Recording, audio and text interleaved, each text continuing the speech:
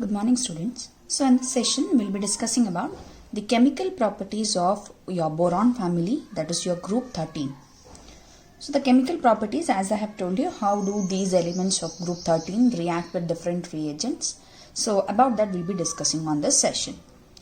So the boron family, that is group 13 family, reaction with air, that is reaction individually with oxygen and nitrogen, reaction with acid, reaction with base. So in this session I'll be taking it together, reaction with acid and base, that is reaction with an acid and alkali together, as well as reaction with halogens. So the first one, that is reaction with air, oxygen and nitrogen. So we know air is a mixture of oxygen and nitrogen. So how do these elements react with oxygen and nitrogen? So boron is unreactive in crystalline form. Hence boron, that is in amorphous form, it will be reacting with your air at higher temperature, that is at 700 degrees Celsius. So this sentence gives you an information that boron is found in two forms. One is crystalline form as well as another in amorphous form. That is boron has two allotropic forms, that is crystalline form. So agle helidinalla icosahedral form allirutte boron anta anbiಟ್ಟು melting point ಹೇಳುವಾಗ, so ಹಾಗೆ ಅದು crystalline form ಮತ್ತೆ amorphous form. So boron has two allotropic forms, ಒಂದು crystalline ಇನ್ನೊಂದು amorphous.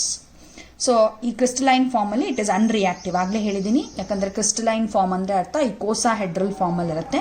So ಅದರಲ್ಲಿ breaking of bonds between boron atoms ಕಷ್ಟ ಆಗುತ್ತೆ. So ಹಾಗಾಗಿ ಅದ್ರ ರಿಯಾಕ್ಟಿವಿಟಿ ಕಡಿಮೆ. ಬಟ್ ಅಮಾರ್ಫಸ್ ಫಾರ್ಮ್ ಅಲ್ಲಿ ಹಾಗಲ್ಲ. ಸೊ ಹಾಗಾಗಿ amorphous form it is reactive with your air at higher temperature 700 degrees Celsius. Aluminium is reactive with air. It reacts with air very easily. So as a result, all the elements except boron, they are highly reactive with your elements. That is, reactivity increases down the group anta nodidivi. So if you consider the general reaction of this elements, that is your group 13 element, your elements, that is your metals except boron, reacts with oxygen to give you the oxides as the product of general formula M2O3. So all the elements of your group 13 reacts with oxygen to give you oxides which are of general formula M2O3. As well, the elements of your group 13 reacts with nitrogen to give nitrites as the product of general formula En, that is Mn, that is Mn.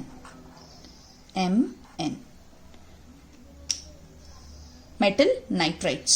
So except boron here, it will give the nitrites as metal nitrites. So your boron, if you consider the individual reaction of boron and aluminium, I have taken here. So boron reacts with oxygen. So you can observe the elements of group 13 reacts with oxygen to give you its oxides of M2O3 formula. So hagagi boron ashte, it gives you an oxide B2O3. ಅದೇ ತರ boron reacts with nitrogen to give you nitride, boron nitride ಬರುತ್ತೆ. So of general formula, that is of formula boron nitride Bn. So these two reactions are of your reaction of boron at higher temperature of 700 degrees Celsius with oxygen and nitrogen to give respective boron oxide as well as boron nitride. So balanced chemical equations are very important, as well as predict the product will be asked. The product is one and only the oxide as well as nitride. Adhe tara aluminium reacts with oxygen to form Al2O3, that is the oxide form ಮಾಡುತ್ತೆ. This oxide forms a protective layer over the aluminium. ನೀವು observe ಮಾಡಿರಬಹುದು, aluminium ಅನ್ನ ತುಂಬಾ ಹೊತ್ತು ತುಂಬಾ ದಿನ ಈಚೆ ಇಟ್ರೆ, ಅಂದ್ರೆ ಎಕ್ಸ್ಪೋಸ್ ಟು ಅಟ್ಮಾಸ್ಫಿಯರ್ ಇಟ್ರೆ, you can observe rust like thing on aluminium, ಅಥವಾ ಅಲ್ಯೂಮಿನಿಯಂ ಕಪ್ಪಗಾಗಿರೋದನ್ನ ಅಬ್ಸರ್ವ್ ಮಾಡಬಹುದು. ಅಲ್ಯೂಮಿನಿಯಂ ಯುಟೆನ್ಸಿಲ್ಸ್ ನ ಈಚೆ ಇಟ್ರೆ you can observe that aluminium ಕಪ್ಪಗಾಗಿರುತ್ತೆ. ಸೊ ಆ ಕಪ್ಪಗಾಗಿರೋದು it is due to aluminium reaction with oxygen to form aluminium oxide. ಇದು ಒಂದು ಪ್ರೊಟೆಕ್ಟಿವ್ ಲೇಯರ್ ಅನ್ನ ಫಾರ್ಮ್ ಮಾಡುತ್ತೆ around the aluminium, which makes aluminium further passive for the reactions. ಈ ಅಲ್ಯೂಮಿನಿಯಂನ ಮತ್ತೆ oxygen ಜೊತೆ ರಿಯಾಕ್ಟ್ ಮಾಡೋದಕ್ಕೆ ಈ ಲೇಯರ್ ಏನ್ ಫಾರ್ಮ್ ಆಗಿದೆಯೋ ಅದು ಬಿಡೋದಿಲ್ಲ. ಹಾಗಾಗಿ this protective layer makes passive the aluminium for further reactions. ಆ ಕಪ್ಪಗಿದೆಯಲ್ಲ, ಆ ಕಪ್ಪಗೆ ಏನಾಗಿರುತ್ತೋ ಅಲ್ಯೂಮಿನಿಯಂ ಪಾತ್ರೆ ಅಥವಾ ಅಲ್ಯೂಮಿನಿಯಂದು ಯಾವ್ದಾದ್ರು ಒಂದು ಏನು ಐಟಮ್ಸ್ ತಗೊಂಡಿದ್ರೆ ಅದ್ರ ಮೇಲೆ ಏನ್ ಕಪ್ಪು ಲೇಯರ್ ಫಾರ್ಮ್ ಮಾಡುತ್ತೋ that is due to the reaction with oxygen. And ಈ ಕಪ್ಪು ಲೇಯರ್ ಏನ್ ಮಾಡುತ್ತೆ, ಈ ಅಲ್ಯೂಮಿನಿಯಂ ಆಕ್ಸೈಡ್ ಪ್ರೊಟೆಕ್ಟಿವ್ ಲೇಯರ್ ಆಗಿ ಬಿಹೇವ್ ಮಾಡಿ ಅಲ್ಯೂಮಿನಿಯಂನ ಫರ್ದರ್ ಆಕ್ಸಿಜನ್ ಜೊತೆ ರಿಯಾಕ್ಟ್ ಮಾಡದೇ ಇರೋ ಹಾಗೆ ನೋಡ್ಕೊಳ್ಳುತ್ತೆ. As the same aluminium reacts with nitrogen to form aluminium nitride. ಇಲ್ಲೂ ಅಷ್ಟೇ ಈ reactions important with the products, predictive products ಅಂತ ಈ ಚಾಪ್ಟರ್ ಅಲ್ಲಿ ಕೇಳ್ತಾರೆ. So that is how your group 13 elements. So same thing for your next elements, gallium ಮತ್ತೆ ಅದಕ್ಕೆ the same thing. ಇದ್ರ ಜೊತೆ ಇನ್ನೊಂದು ಹೇಳಬೇಕು, ಅಲ್ಯೂಮಿನಿಯಮ್ ಮತ್ತೆ boron they react with oxygen and nitrogen both. But ಮುಂದಿನ elements that is gallium, indium ಮತ್ತೆ thallium, they react with oxygen ಜೊತೆ ರಿಯಾಕ್ಟ್ ಮಾಡ್ತವೆ, ಬಟ್ ನೈಟ್ರೋಜನ್ ಜೊತೆ ರಿಯಾಕ್ಟ್ ಮಾಡೋದಿಲ್ಲ. ಈ ಎಲ್ಲ ಎಲಿಮೆಂಟ್ಸು ದಟ್ ಇಸ್ ಬೋರಾನ್ ಮತ್ತೆ aluminium they even react with nitrogen. But gallium ಮತ್ತೆ ಇಂಡಿಯಂ ಮತ್ತೆ ಥ್ಯಾಲಿಯಮು ಆಕ್ಸಿಜನ್ ಜೊತೆ ಮಾತ್ರ ರಿಯಾಕ್ಟ್ ಮಾಡ್ತವೆ, ಬಟ್ ನೈಟ್ರೋಜನ್ ಜೊತೆ ರಿಯಾಕ್ಟ್ ಮಾಡೋದಿಲ್ಲ. So same as to form your metal oxide of formula M2O3, same thing. M2O3 ಅಂದ್ರೆ Ga2O3 ಬರೀರಿ, ದಟ್ ಇಸ್ Ga2O3. ಗ್ಯಾಲಿಯಮು, ಥ್ಯಾಲಿಯಮು, ಇಂಡಿಯಮು ಅದೇ ತರ. ಬಟ್ ನೈಟ್ರೋಜನ್ ಜೊತೆ ನೋ ಪ್ರಾಡಕ್ಟ್ಸ್. ದಟ್ ಇಸ್ ಯಾರ್ ಗ್ಯಾಲಿಯಂ, ಇಂಡಿಯಂ ಮತ್ತು ಥ್ಯಾಲಿಯಮು ನೈಟ್ರೋಜನ್ ಜೊತೆ ರಿಯಾಕ್ಟ್ ಮಾಡೋದಿಲ್ಲ. ಓನ್ಲಿ ಬೋರಾನ್ ಮತ್ತೆ aluminium they react with nitrogen. So the next type of reaction is reaction with acids and basis. Boron acid ಮತ್ತೆ basis ಜೊತೆ normal temperature ಅಂದ್ರೆ room ಟೆಂಪರೇಚರ್ಲಿ ಅಷ್ಟು ಸುಲಭವಾಗಿ ರಿಯಾಕ್ಟ್ ಮಾಡೋದಿಲ್ಲ. But reacts with strong acids like concentrated nitric acid ಮತ್ತೆ sulphuric acid, ಹಾಗೆ strong basis like concentrated KOH ಜೊತೆ react ಮಾಡುತ್ತವೆ. ಬೋರಾನ್ ಮತ್ತೆ boron. But moderate temperatures, room temperature ಅಲ್ಲಿ it will not react with any acid or base. But it will react with strong acids like nitric acid ಮತ್ತೆ sulfuric acid ಜೊತೆ react ಮಾಡುತ್ತೆ. Along with KOH they will react. But aluminium ಹಾಗಲ್ಲ, they react with both acids and bases. ಹಾಗಾಗಿ aluminium ನ you call it as amphoteric substance ಅಂತ ಕರಿತೀವಿ. You call this as amphoteric substance. ಆಗಲೇ ಹಿಂದಿನ physical ಪ್ರಾಪರ್ಟಿನಲ್ಲಿ ಹೇಳಿದೀನಿ, ಅಲ್ಯೂಮಿನಿಯಂ ಆಕ್ಟ್ಸ್ ಆಸ್ ಆಲ್ಫೋಟೆರಿಕ್ ಸಬ್ಸ್ಟೆನ್ಸ್ ಅಂತ. So ಹಾಗಾಗಿ ಆಸಿಡ್ ಜೊತೆ ಬೇಸ್ ಆಗಿ ಆಕ್ಟ್ ಮಾಡುತ್ತೆ, ಬೇಸ್ ಜೊತೆ ಆಸಿಡ್ ಆಗಿ ಆಕ್ಟ್ ಮಾಡುತ್ತೆ. ಸೊ ಹಾಗಾಗಿ aluminium reacts with both acids and basis. So ಇಲ್ಲಿ ಒಂದಷ್ಟು ಎಕ್ಸಾಂಪಲ್ಸ್ ನೋಡಬಹುದು. Aluminium reaction with acids and basis, very important reactions ಇವು ಮೂರುವೆ. ನಾನು ಇಲ್ಲಿ ಏನು ತಗೊಂಡಿದ್ದೀನೋ ಅದು balanced chemical reaction is very important. Predict the products ಅಂತ ಕೇಳ್ತಾರೆ. ಸೊ ಇಲ್ಲಿ ಅಬ್ಸರ್ವ್ ಮಾಡಬಹುದು, aluminium it reacts with HCl hydrochloric acid to give you aluminium chloride. Along with that liberation of hydrogen gas ಆಗುತ್ತೆ. liberate ಆಗುತ್ತೆ. So balancing the reaction is also very important. That is 2 moles of aluminium reacts with 6 moles of HCl to give you 2 moles of AlCl3 and hydrogen gas. Products ಬರ್ಕೊಂಡು ಆಮೇಲೆ ಅದನ್ನ balance ಮಾಡ್ಕೋಬೇಕು. ಅದೇ ತರ aluminium they even react with nitric acid, concentrated nitric acid to form Al2O3 form ಮಾಡುತ್ತೆ. ಆಗ್ಲೇ ಹೇಳಿದೀನಿ Al2O3 form ಆಯ್ತು ಅಂದ್ರೆ this is an rust like thing, black color rust like thing which is coated over the aluminium, which makes aluminium passive for the further reaction with nitric acid. So ಅದನ್ನ ಇಲ್ಲಿ ಬರ್ದಿದ್ದೀನಿ. Protective layer form ಮಾಡುತ್ತೆ which makes passive the aluminium for further reaction. ಮತ್ತೆ nitric acid ಜೊತೆ aluminium ಒಂದ್ಸಲ react ಆದ್ಮೇಲೆ aluminium it forms Al2O3. Further reaction ಇರೋದಿಲ್ಲ. That is because Al2O3 ಏನಿದೆ ಈ Al ಸುತ್ತ ಅಂದ್ರೆ ಅಲ್ಯೂಮಿನಿಯಂ ಮೆಟಲ್ ಸುತ್ತ ಪ್ರೊಟೆಕ್ಟಿವ್ ಲೇಯರ್ ನ ಫಾರ್ಮ್ ಮಾಡುತ್ತೆ. ಹಾಗಾಗಿ there is no further reaction. ಹಾಗಾಗಿ ಒಂದೇ ಒಂದು product upon reaction with concentrated nitric acid that is Al2O3. ಇನ್ನು ಬೇಸ್ ಜೊತೆ ಬಂದ್ರೆ aluminium reacts with base to give you the product. ಇಲ್ಲಿ ನೋಡಿ ಈ ಪ್ರಾಡಕ್ಟ್ ಬರುತ್ತೆ. So you can observe this is a coordination complex ತರ ಕಾಣಿಸ್ತಾ ಇದೆ. So this is coordination complex. ಇದ್ರ ಹೆಸರು ಸೋಡಿಯಂ ಟೆಟ್ರಾಹೈಡ್ರಾಕ್ಸಿ. 4 ಇದೆ, 4 hydroxy group. Aluminate anionic complex ಆಗಿರೋದ್ರಿಂದ ಇದು ಏನಿಯಾನಿಕ್ ಕಾಂಪ್ಲೆಕ್ಸ್ ಆಗಿರೋದ್ರಿಂದ ಇದನ್ನ ಅಲ್ಯೂಮಿನೇಟ್ ಅಂತ ಬರೀಬೇಕು. ಇದು ಕೋಆರ್ಡಿನೇಷನ್ ಕಾಂಪ್ಲೆಕ್ಸ್. ಇದ್ರ ಬಗ್ಗೆ ಸೆಕೆಂಡ್ PUC ನಲ್ಲಿ ಫರ್ದರ್ ಡೀಟೇಲ್ ಆಗಿ ಇದೆ. ಸೊ ಹಾಗಾಗಿ ಬ್ಯಾಲೆನ್ಸ್ಡ್ ಈಕ್ವೇಶನ್ ನೋಡಿದ್ರೆ 2 moles of aluminium reacts with 2 moles of sodium hydroxide plus 6 moles of water to give you this compound, that is your coordination complex. Along with that, there is a liberation of hydrogen gas. ಈ coordination complex ಹೆಸರು sodium tetrahydroxoaluminate. Sodium tetrahydroxoaluminate is the compound. The next reaction is of group 13 elements with halogens. Acids bases ಆಯಿತು. ಹಾಗೆ we have studied along with your air. ಈಗ reaction with halogen ತಗೊಂಡ್ರೆ usually group 13 elements they form trihalides. Trihalides ನ form ಮಾಡುತ್ತೆ which acts as Lewis acids. So all trihalides they act as Lewis acids. ನೋಡೋಣ general reaction. That is your group 13 elements reacts with halogen to form trihalides. You can observe MX3. So ಒಂದು example ತಗೊಳ್ಳೋದಾದ್ರೆ boron ಜೊತೆ ತಗೊಳ್ಳೋದಾದ್ರೆ boron reacts with chlorine ತಗೊಂಡಿದ್ದೀನಿ ಇಲ್ಲಿ to give you BCl3. So ಈ BCl3 ಏನಿದೆ it's a covalent compound. So this is a boron trichloride, boron trihalide. So ಈ boron trihalide ಬಗ್ಗೆ further detail ಆಗಿ study ಮಾಡಬೇಕು. So if you observe this is your boron trihalide where in this boron central metal atom ಏನಿದೋ it is sp2 hybridized. ಇದು sp2 hybridized boron. So ಹಾಗಾಗಿ ಇದ್ರದ್ದು shape ಬಂದ್ಬಿಟ್ಟು trigonal planar.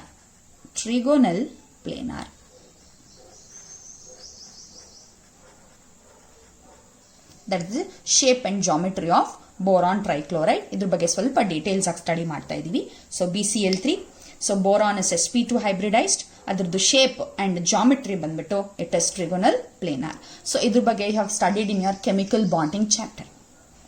ಹಾಗೆ ಇದ್ರದ್ದು ಲೂವಿಸ್ ಡಾಟ್ ಸ್ಟ್ರಕ್ಚರ್ ನೋಡಿದ್ರೆ you can observe boron ಸುತ್ತ Lewis dot structure ಬರ್ಕೊಂಡ್ರೆ ಬೋರಾನ್ ಸುತ್ತ ಎಷ್ಟು ಎಲೆಕ್ಟ್ರಾನ್ಸ್ ಇದೆ ಅಂತ ತಗೊಂಡ್ರೆ 1 2 3 4 5 6 ಅಂದ್ರೆ it's a 6 electron species. So boron ಇದೆಯಲ್ಲ ಅದು 6 electron species. And octet rule ಅನ್ನ ಸ್ಯಾಟಿಸ್ಫೈ ಮಾಡೋದಕ್ಕೆ ಇದು ಇನ್ನು 2 ಎಲೆಕ್ಟ್ರಾನ್ಸ್ ಅನ್ನ ಇಷ್ಟಪಡ್ತಾ ಇರುತ್ತೆ. That is it requires 2 electrons to attain octet ಆಗೋದಕ್ಕೆ it requires 2 electrons. That is it is ready to accept 2 electrons. ಹಾಗಾಗಿ ಈ BCl3 ಏನ್ ಮಾಡುತ್ತೆ ಸುಲಭವಾಗಿ 2 ಎಲೆಕ್ಟ್ರಾನ್ಸ್ ಕೊಡೋ ಸ್ಪೀಶೀಸ್ ಜೊತೆ ರಿಯಾಕ್ಟ್ ಮಾಡಿ ಆ 2 ಎಲೆಕ್ಟ್ರಾನ್ಸ್ ನ ಆಕ್ಸೆಪ್ಟ್ ಮಾಡಿಕೊಂಡು ಈ ತರ it becomes an octet structure. ಇಲ್ಲಿ ಅಬ್ಸರ್ವ್ ಮಾಡಿ 1 2 3 4 5 6 ಅಮೋನಿಯಾ 2 ಎಲೆಕ್ಟ್ರಾನ್ಸ್ ಕೊಟ್ಟಿದೆ 7 8. ಸೊ ಆಕ್ಟೇಟ್ ಆಗಿ ಬದಲಾಗೋದಕ್ಕೆ ಟ್ರೈ ಮಾಡ್ತಿರುತ್ತೆ. That is BCl3 is ready to accept a pair of electron. ಇಲ್ಲಿ ಅಬ್ಸರ್ವ್ ಮಾಡಿ ಇಟ್ ನೀಡ್ಸ್ 2 ಎಲೆಕ್ಟ್ರಾನ್ಸ್. ಅಮೋನಿಯಾ ಕೊಡ್ತಾ ಇದೆ, ಹಾಗಾಗಿ BCl3 ಸುಲಭವಾಗಿ ತಗೊಳ್ತಾ ಇದೆ. Any species that requires electrons and ready to accept the electrons ಏನಂತ ಕರಿತೀವಿ, ಅದನ್ನ ಲೂವಿಸ್ ಆಸಿಡ್ಸ್ ಅಂತ ಕರಿತೀವಿ. ಹಾಗಾಗಿ BCl3 is an Lewis acid which accepts electrons from any other electron rich species. So that is about details about BCl3.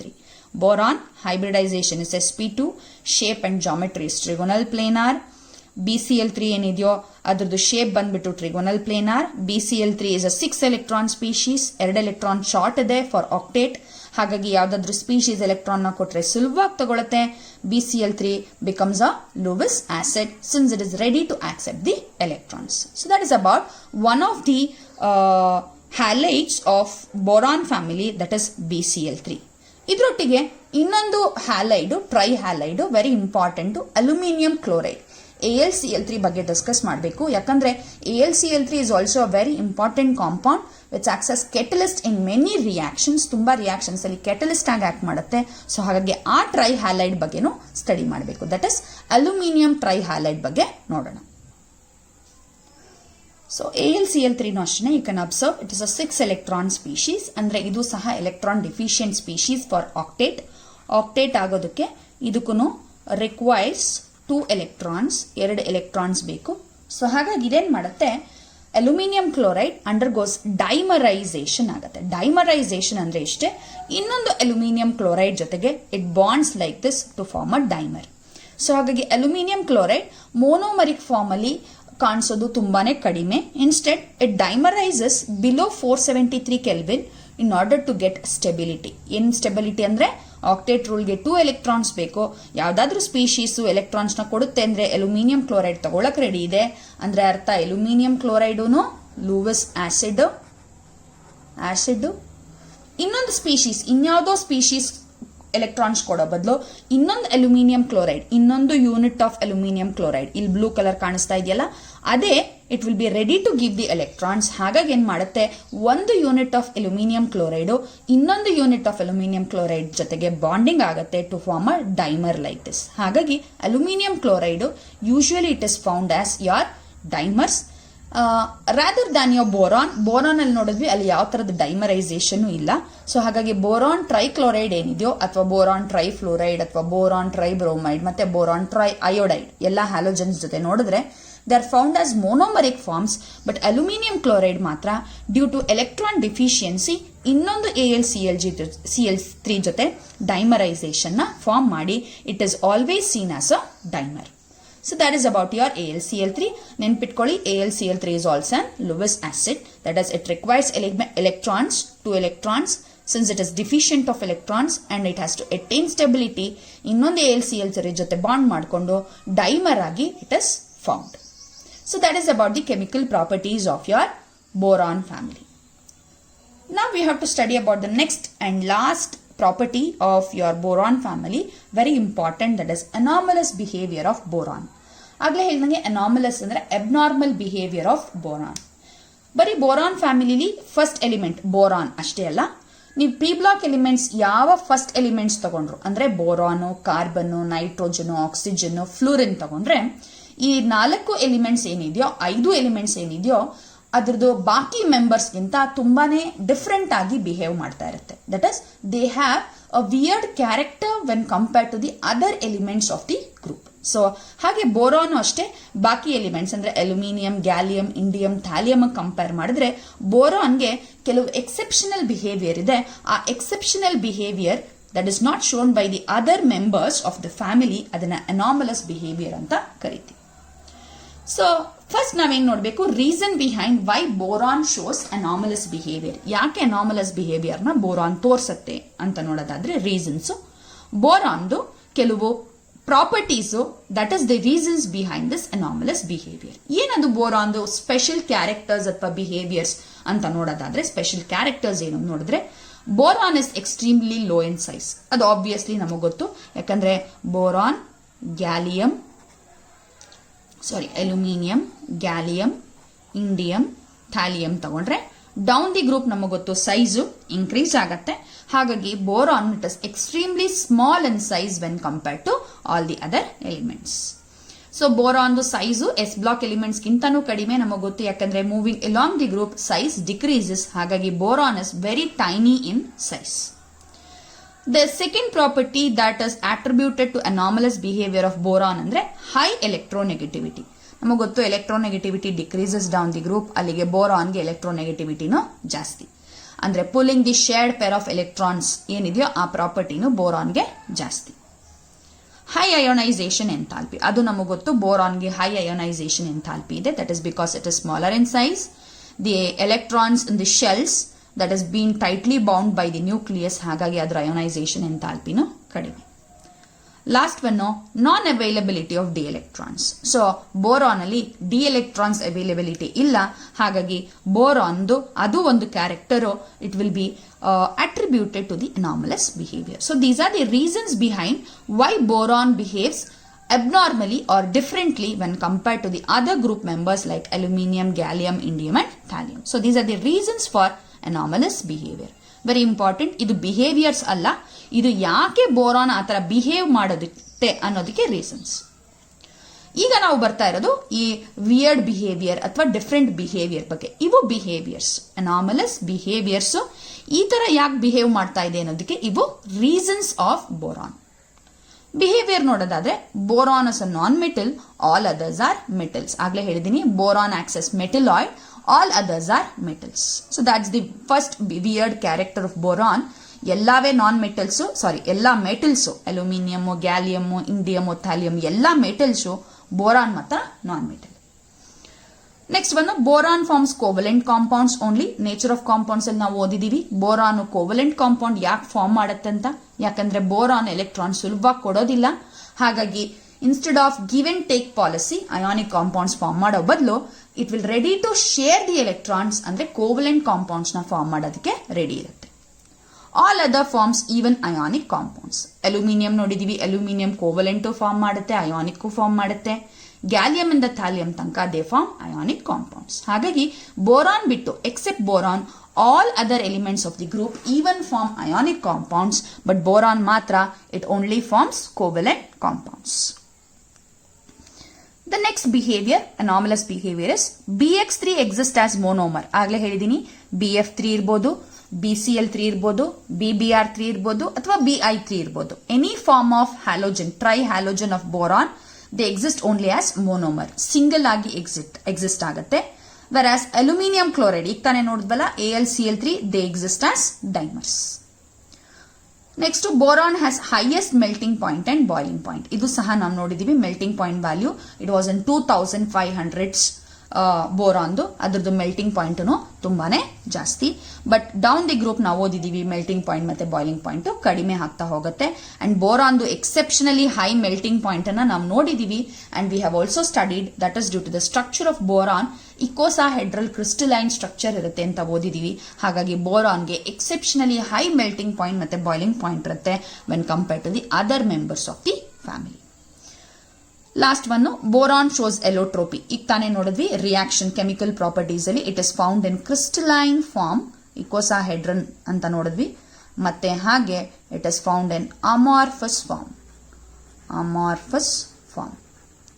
So ಹಾಗಾಗಿ ಎರಡು form ಅಲ್ಲಿ boron available ಇದೆ. That is it shows ಎಲೋಟ್ರೋಪಿ.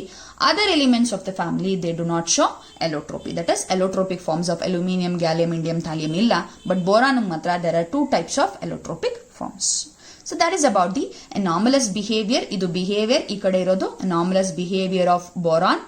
ಈ behavior ಗೆ ಏನ್ ಕಾರಣ? What is the reason? ಇದು the reason behind the anomalous behavior. So that's about the anomalous behavior of boron. So ಇದಾದ್ಮೇಲೆ ಆಕ್ಚುಲಿ ಬೋರಾನ್ದು ಇಂಪಾರ್ಟೆಂಟ್ ಕಾಂಪೌಂಡ್ಸ್ ಇದೆ, ಅಂದ್ರೆ ಅದರದ್ದು synthesis etcetera. But as of this year ಅದನ್ನ ಡಿಲೀಟ್ ಮಾಡಿದ್ದಾರೆ. It is under deleted portions. ಹಾಗಾಗಿ this is the last topic of group 13 element, that is anomalous behavior of boron. So with this we have completed your chemical properties of boron. Along with that we have completed the detailed study of group 13 which is called as boron family. Thank you.